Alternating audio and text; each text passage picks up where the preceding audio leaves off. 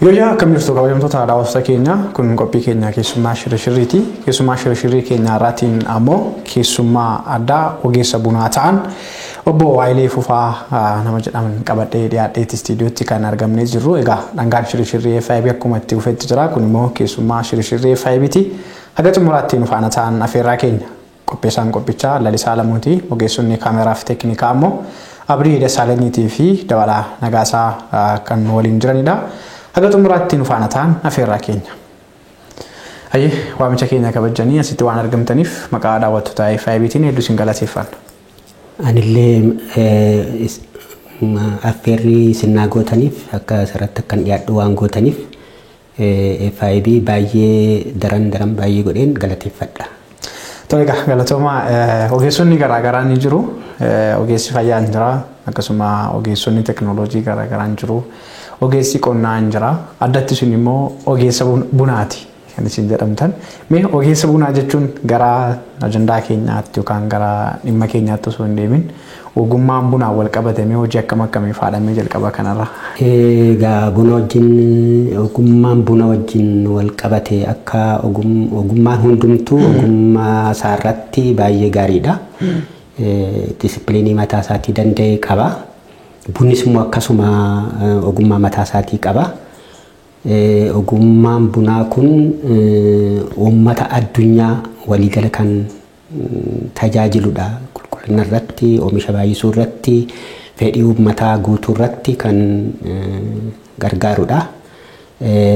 Ogummichi suni qophee sanyiirraa ka'ee hanga gabaa ga'utti hojii hojjetamudha jechaadha. Achi keessatti waan baay'eeti jechuun hin danda'amu. Kabajamtoota daawwattoota keenya keessummaan keenya irraa ogeessa bunaati. Egaa isinumaaf bunni maal akka walii taatan illee egaa kanneen buna keessan dhugaas yookaan immoo afeerraa laaqanaas ta'uu irbaata irratti nyaataa dhugaan daawwataatii jirtan keessummaan keenya irraa ogeessa bunaati. Bunaaf Oromoon akkasuma addunyaa irratti bunooti jiran maal fakkaatu gaheen bunaaf akkasuma dinagdee biyyaa keessatti qabu maali kan jedhu irratti keessummaa keenya obbo Waayilee Fufaa waliin yeroo gaarii qabaanna. Haga xumuraatti akka nu faana taatan ammallee sin afeerra. Egaa jalqabarraa kaanii mee achi dudduubatti deebinee seenaadhuma bunaa bunnumti seenaan isaa dhufaatiin bunni addunyaa kanarratti ittiin dhufe seenaan bunni ittiin addunyaa kanarratti ittiin argame irraa waa muraasame dudduubatti deebinee seenaa bunaa yaadannu sanarraa waan nu jedha. Baay'ee gaariidha. Addunyaa kanarratti bunni gosa 4 jira. Gosa 4 sana keessaa gosti 3 oomisha keessa kan jiranidha. Caalmaatti immoo bunni arabikaa, bunni roobustaa yookiinis immoo kaalifooriyaa kan jedhamu fi buna liiberikaa kan jedhamu ekselsaan oomisha keessa hin jiru garuu akka bunaatti hin jira. Addunyaa irratti bunoota 4 kanatti jiru jechaadha. Oomisha keessa garuu warra 3 sanatti jiru. Arabikaa, roobustaa fi liiberikaa kan jedhaman kanatti jiru jechaadha. Gosoota isaati. Gosa isaaniiti.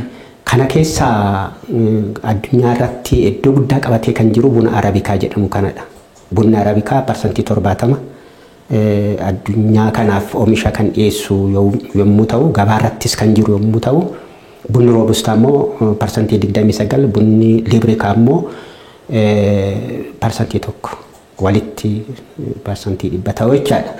Innaa akka itti bunoonni kun addunyaa irratti jiru jechaadha. Caalmaatti iddoo guddaa qabatee kan jiru dhugaatiidhaanis bishaanii fi shaayii taane sadarkaa sadaffaa irratti uummanni addunyaa kanaa kan itti fayyadamu buna arabikaati. Buna arabikaa guyyaatti walakkaa tiriliyoonaa kan ta'u siiniitti dhugama. Walakkaa tiriliyoonaa kan ta'u siiniitti dhugama immoo biliyoona 500 jechaadha. 500 kan ta'u guyyaatti dhugamaa jechaadha bunni arabikaa. Kanaaf gabaa addunyaa irratti iddoo guddaa qabaa, barbaadama guddaa qabaa, dhamdhamni isaa, urgaan isaa baay'ee kan nama hawwatudha jechaadha. Bunaaf uummanni Oromoo walitti dhufeenya akkamii qabu? Maaltu walitti isaan fida? Maaltu immoo jaalala akkasii akka isaan waliin qabaatan isaan taasisa kanarraa waa jennu? Bunni arabikaa kun kan inni argame Oromiyaa keessattidha. Booda itti dhufna eessaa maal kan jedhu booda itti dhufna. Bunni Arabikaa akka Bernhard Roosfors kan jedhamu bara 1980 keessa kan barreesse ibsutti yeroo namaan hin lakkaa'amne waggaa miliyoonota dura bunni Arabikaa kun uummata haroo xaanaatii gadi yookiin immoo kibbaa haroo xaanaa kan jiranii fi Keeniyaa jidduu jiraatan uummata Oromootiin akka argame innis immoo argamni isaa namni yowwaa uumamee gara oomishaatti seenuudhaaf waa'ee midhaan waa filatu kudura waa filatu mudura waa filatu kana keessa dhamdhameeti kan inni filataa ture kamti natti mi'aa kamti ani nyaachuu danda'a kamti immoo hin addaa kamti immoo naaf hin ta'u jedhu sana yowwaa adda baasu namni yeroo dura sana keessa uummanni Oromoo akka inni adda baasee barreessaan kun lafa kaa'aa jechaadha. Kanaaf kan inni argame naannoo Oromiyaa caalmaatti immoo beektonni gurguddoon baay'een akka ibsanitti laga Gojobiif Gibe jidduutti iddoo argamu. Caalmaatti immoo yeroo durii godina Kafaa kan jedhamu yookiin immoo Kafaa Kiflaagar jedhamee kan beekamu yeroo ammaa godina Jimmaa kan jedhamu Limmuu Innaariyaa yookiin immoo shanan Gibee warra jedhaman keessatti akka inni argame ragaan baay'een in ibsu jechaadha. Kana ragaa isaanii tokko tokkoon kaa'uun hin danda'ama yeroo qabnu wajjin akka itti ilaaluu hin dandeenya. Argamni buna kanaa uummata Oromootiin akka ta'e namni kan biraan akka hin arganne nama kan biraatiinis akka hin taane ragaan kun mirkaneessaa jechaadha. Yeroo ammaa bakka argamaa bunaa jedhamee iddoo adda addaatti muuzeemiin illee hojjetamaatiin jira. Ani muuzeemiin sun maaliif hojjetame si hin jedhu ragaaleen adda addaa attamitti achitti darbuu danda'e kan jedhamu kana coocee hin jedhu makiraas kan jedhan hin jiru. Garuu iddoon kun lamaanuu maaliif coocee duwwaatti hin taane maaliif achitti hin taane isa jedhamu wajjin utuu hin ta'in uummata kanaafis biyya kanaafis fayyaduu kan danda'u hambaan kun utuu Finfinnee keessatti caalmaatti immoo naannoo Booleetti kan hojjetamu utuu ta'ee aanaa hundumaarraa biyyattii keessa aanaa jiranirraa gara boodaatti itti dhufuu dandeenya. Dhamdhamaan hundumtuu adda kan mataa isaatii qaba. Isaan akka dhamdhama isaaniitiin taa'anii uummanni addunyaa achitti akkaataan ittiin adda baasee ittiin barsiisamuu danda'utu iddoo akkasiitti utuu ijaaramee biyya sin gargaara uummata sanas gargaaruu hin danda'a uummata Oromoos gargaaruu hin danda'a jechaadha. Gara uummata Oromoo fi buna akkamitti walitti hidhamaa kan jedhamu yoo ta'e tokkoffaa argama isaarratti akka inni walitti hidhamu siniif kaayitiin jira. Lammaffaa immoo Oromoon nyaataan kan inni jalqabe baala isaatii fi ija isaa sana fuudhee alalfachuudhaan bunni kun sammuu namaa akka inni qaroomsu akka inni kakaasu akka inni dammaqsu kan bare kan hubate kan itti fayyadame uummata Oromooti malee re'ee miti jechaadha. Re'een dogoggoraan kan namoonni itti fayyadamaa jiranii fi ogeessonni biyya keessaas ogeessonni gurguddoon warri seenaa qoratanis dogoggora kana babal'isanii irratti dubbataa jiru.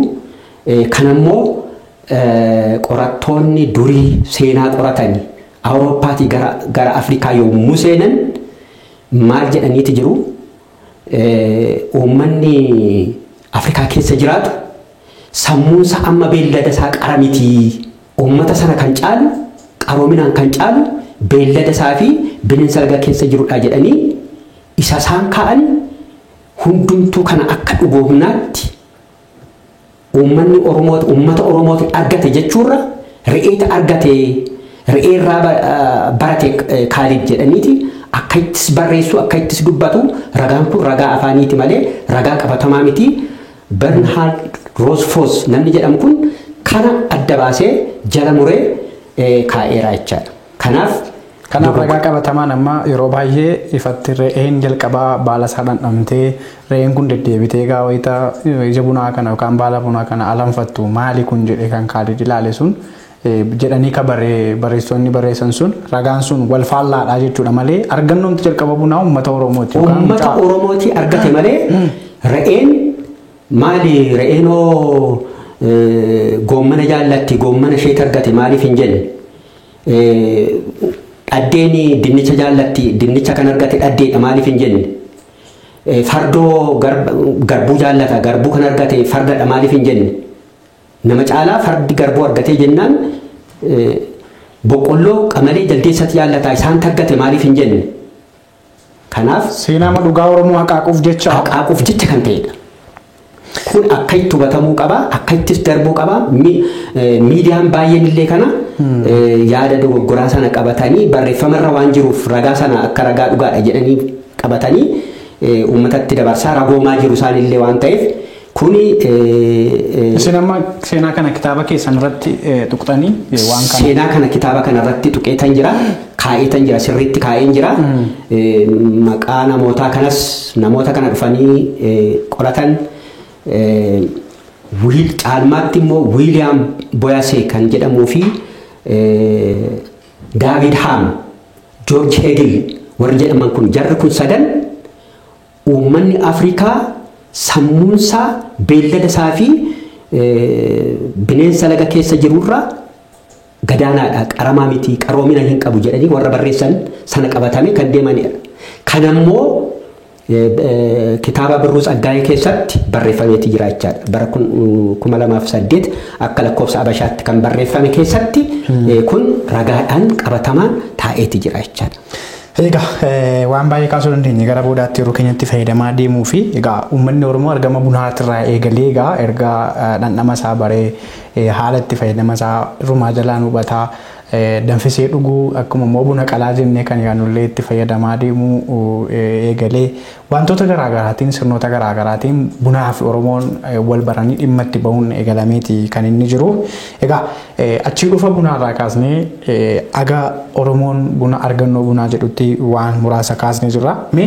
Egaa Oromoon buna kana erga argate haala kamiin inni ittiin babal'isuudhaan yookaan immoo Oromiyaa hunda keessatti akka bunni dagaaguuf waan godhamaa ture jira. Garuu bakki itti bunni oomishamne jira Oromiyaa keessatti ta'u Itoophiyaa keessattis bakki itti bunni oomishamu bakki bunaaf lafti sondii bunaaf ta'u kophaadhumatti jira moo akka ogeessa bunaatti lafti buna baasu sakamii lafti buna baasuu hin dandeenye kamii bunni kun biqilee ija godhachuudhaaf gosa biyya akkamii barbaada?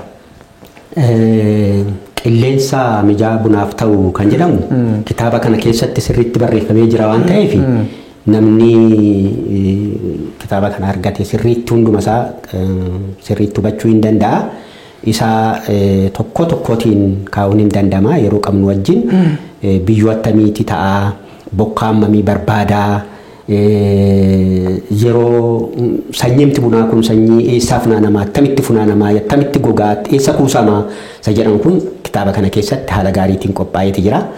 Lammaffaa eddee eessatti dhaabamaa attamitti dhaabamaa teknooloojiin dhaabbii wajjin wal qabatee jiru maal fakkaataan jedhamu kunis kitaaba kana keessa jira. Darbee allaa funaanuurraa jalqabee funaanee yoom goguu qabaa attamitti goguu qabaa eddee gogee booda immoo sassaabamee eessa taa'uu qabaa attamitti callaa'uu qabaa gara qulqullinaatti attamitti dhufuu qabaa sayedhus kitaaba kana keessatti haala gaariidhaan 1735 keessadha kan inni dhufe yeroo kanatti uummanni Oromoo buna ijasaa qopheessee tumee yookiin mooyyeetti tumee daakees dhagaarrattis daakee midhaanota biraa wajjin walitti makee dhadhaa wajjin walitti kotoroo jedhama waan akka akkasii jechaadha walitti kotoree galaadhaaf yeroo dheeraadhaaf turuu waan danda'uuf soogidda sitti godhee waan itti fayyadamuuf yeroo dheeraadhaaf karaa dheeraa yoo deemu waan adda addaatiif hawaa deemu itti fayyadamaa akka ture isaan dura namni haala akkasiitiin akka hin fayyadamne James Bruce kaa'etti jira jechaadha. Akkasumas Isaaq di Israa'el namni jedhamu kunis wanta kana dhugoomsee uummanni Oromoo midhaan biraa wajjin firii bunaa mooyyeedhaan tumee dhagaarratti daakee galaatiif itti fayyadamaa akka ture dhadhaa wajjin walitti makanii itti fayyadamaa akka turan kaa'eeti jira jechaadha. Yeroo ammaa kun kan mul'isu cukkoo amma hojjetamaa jiru keessatti buna qalaa jedhamee bunni qalaa qofaattis kan qophaa'u hin jira cukkoo wajjinis kan qophaa'u hin jira isaan kana wajjin wal qaba aadaan sun inni achi eegale sun hanga har'aatti illee uummata Oromoo keessatti ittiin jira jechaadha. Nyaatas kan eegale uummata Oromoo akka inni ta'e kaa'ameeti jira jechaadha. Achi deebi'ee baalasaa dhuguudhaan danfisanii dhuguudhaan quxxii hojjaa quxxii jedhama. Eddee gogee immoo isa baala goge sana immoo qolasaa sana affeelanii aannan wajjin ta'uu danda'a inni aannan hin qabne immoo soogidda wajjin ta'uu danda'a isaan kana wajjin walitti dabalanii uummanni Oromoo dhugaa akka ture arras caalmaatti immoo Harargee keessatti Jimma keessatti illee uummanni fayyadamaa akka jiru barreessonni adda addaa kana lafa kaa'aniitu jiru jechaadha. Kana qofa utuu hin ta'in hawaasummaa uummata Oromoo keessatti akka Looret Tsaggaayee Gabramadiin barreessetti bunnii fi amantiin Oromoo akka inni wal qabatu bunni diidatti kan inni kaa'amu diidatti aarrisaa yoo ol ka'u gara waaqaatti ol ka'u waaqaaf nama walitti araarsaa yoo ijoolleen dhalattu yoo horiin dhalatu dhibeen illee yoo argamu buna danfisanii diidatti buna akaa'anii danfisanii waaqayyoon akka ittiin kadhatan waaqayyos yeroo sanatti tu yeroon hin kennin akka dhaga'uuf barreesseeti jira jechaadha.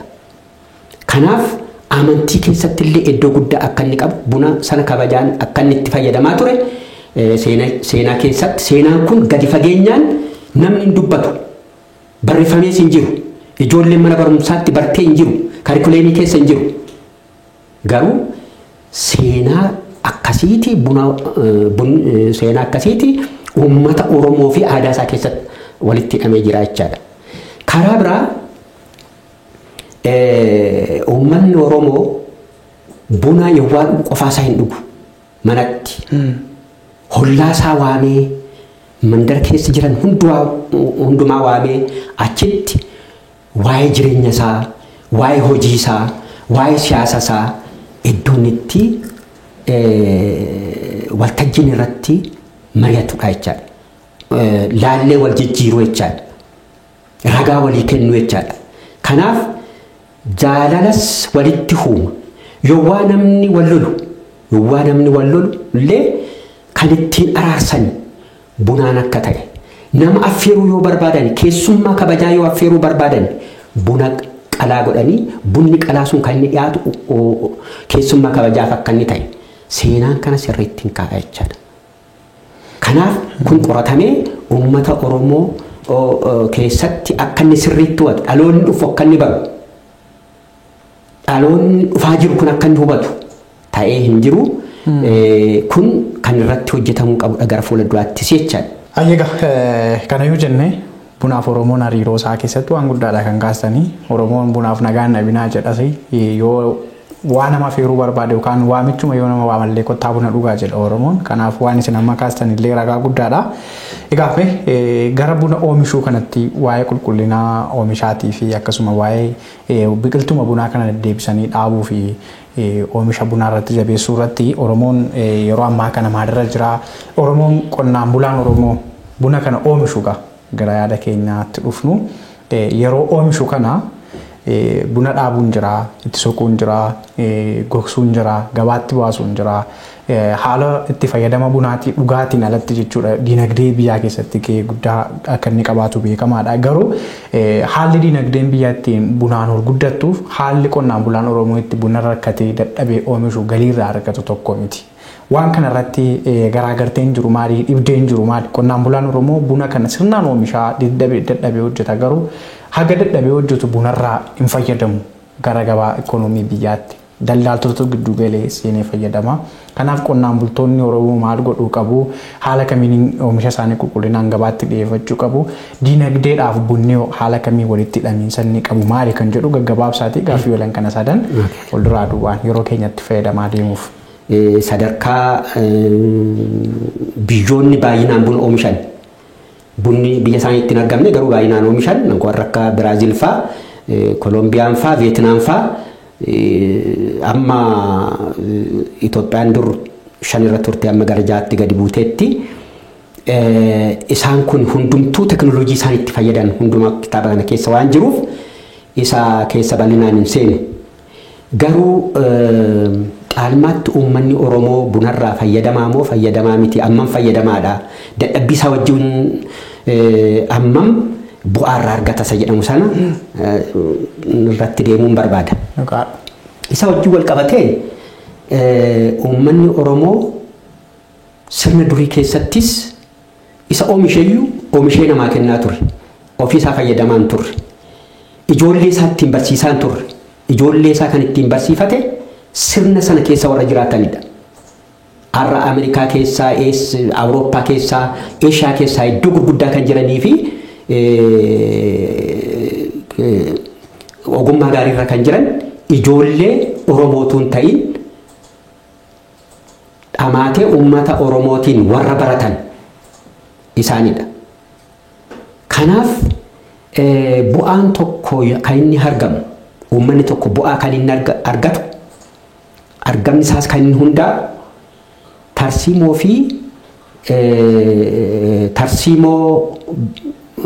fi imaammata jiruu fi tarsiimoo jiru irrattidha. Tarsiimoo isa kamti uummata kana hojjechiisee akka inni itti fayyadamu godhee kan jedhamu yoo ilaalle tarsiimoo misooma baadiyyaa kan jedhamu Ihaadeeg keessa baheeti jira. Bara 2008 keessa akka lakkoofsa Girigooriitti baheeti jira. Achi keessatti uummanni baadiyyaa kamiyyuu kan inni fayyadamaa ta'u yoo waldaatiin ijaaramee jedhedha. Bu'uurri misoomaa immoo yoo gadi bu'edha jedhamee achi keessa taa'eeti jira. Amma mootummaan akka mootummaatti kana kaa'eeti jira. Bunaaf hin jenne, boqqolloof hin jenne, kan biraaf hin jenne. Kana gara bunaatti jijjiiranii itti fayyadamutti caasaan jiru sun amma dakaatti kana hubatee caasaan jiru kun tarsiimoo kana hubatee imaammata kana irratti hundaa'ee uummanni akka inni itti fayyadamu yoo irratti hojjeteera jenne isaatii xinnoo rakkisaadhaa jechuun hin danda'ama. Kanarraa kan ka'e uummanni Oromoo fayyadamaadhaa isa jedhamu sana uummanni Oromoo arras taanaan hojjetee namaaf kan kennu malee bu'aa ga'aa ta'e akka dadhabbii isaatti kan argataa jiru miti. Egaa bunni dhaabuurraa jalqabee itti soquurraa jalqabee gaafa bunni ijaaru immoo kittaanuu kan jedhutu jira. Mee buna kittaanuu jechuun maal jechuudha? Buna akkamiifaatu immoo kittaanamaa? Yeroo kam waqtii keessa immoo bunni kittaanameeti kan inni qonnaan bulaan buna isaa kittaannate yookaan haalli inni itti buna muree tajaajila isaatiif oolfachuu danda'u? Mee kanarratti waa jenna. Kitaanuun kan inni eegalamu laga biqiltuutti ta'uu danda'a waan biqilaa ijoollummaadhaan jirudha kanatti kitaantu kaayyoon kitaanuu sanaas damee tokko ta'ee ol ba'aa jira miti lama ta'ee akka inni deemu gochuudhaafi yoo irra deebitee immoo inni sun eddeenni guddatee booda kan ammas deebitee damee lamaanuu kan kitaantoo ta'e dameen sun ammas lama qabataa jechaadha gara afuritti deemaa jechaadha. Innaa kitaanuu kana wajjin wal qabata. Buna dulloomee haaressuu yookiinis gamashuu kan jedhamu immoo hin jira. Kunuunsuu wajjin kan wal qabatee jechaadha. Tokkoffaa bunni guddinarra utuu jiru oomisha gaarii gahaa utuu kennu inni dulloomaa deema. Dameen baalli irraa dhumaa waa deemu dulloomaa deema. Eddee barana godhatetti bara lammaffaa irratti hin godhatu. Bara sadaffaa irratti hin godhatu. Dameen sun dulloomaa deema. Damee sana maal gochuuti barbaachisaa? Irraa muruuti barbaachisaa jechaadha. Caalmaatti damee qixxalamaanii jiru sana akka inni qilleensi galu ilbisoonni illee akkatti keessatti akka isaanii mana ijaarranne akka jireenya isaaniif hin mijoone keessisaa muramuu qabaa jechaadha. seera attamitti akka inni muramu kitaaba kana keessatti taa'eeti jira tokko kanadha. Lammaffaa immoo buna dulloome kana attamitti fooyyessuun hin danda'ama kan jedhamu achi keessatti asuma keessa siin jira. Buna dulloome karaa lama fooyyessuun hin danda'ama. Yoo baay'ee dulloomeera ta'e dameen hundumtuu baala xixiqqaa kan qabu oomisha kan hin kennine taanaan buna sana gamashuurra yookiis muruurra buqqisuuti gaarii buqqisanii haaraatiin bakka buusuuti gaarii ta'a. Yoo immoo kanani parsantiidhaan kaayetiin jira dameen oomisha kennuuf kan guddataa jiru parsantii 60 hanga 70tti muka sanarra jira taanaan mukti kun guddataa oomisha gaarii kennaa jira waan ta'eef gamashamuu hin qabu. Akkasumas immoo inni gogee fi inni oomisha kenne walitti eda'amee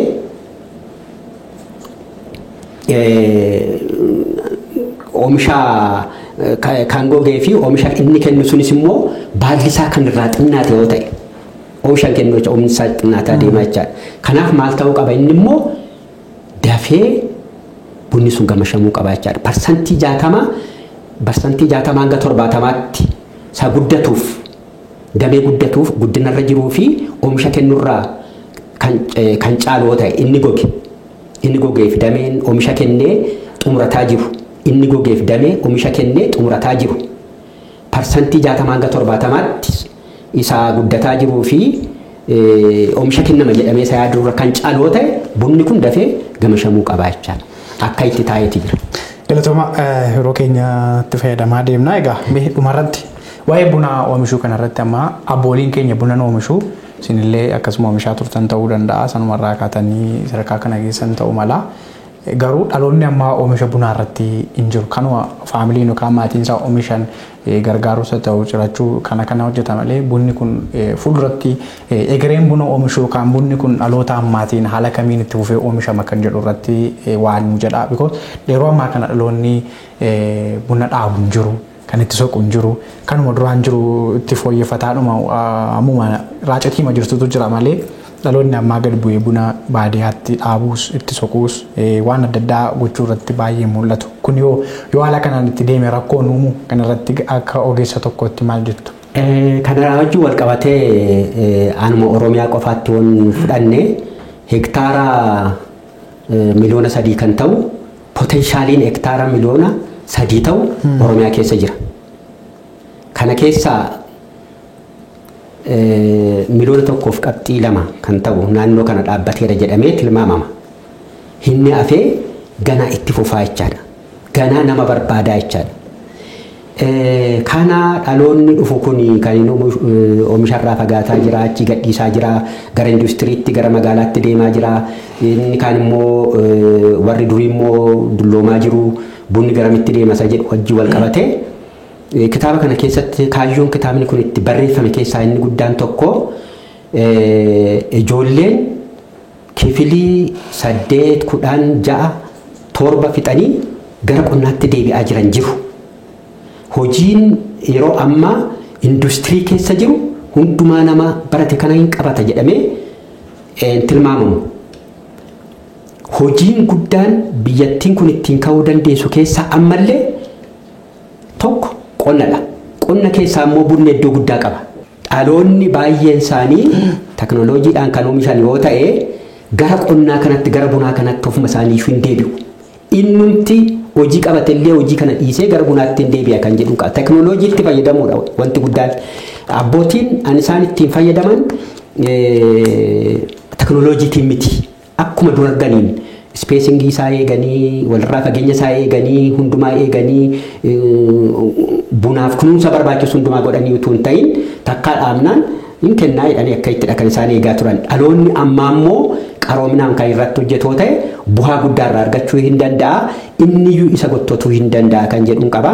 Kan biraan immoo waldaadhaan qotee bulaan amma jiru kunis waldaa isaa cimsachuu qaba. Karaa biraa immoo investoroonni horii gurguddaa qabanis kan irratti bobba'uu hin danda'u.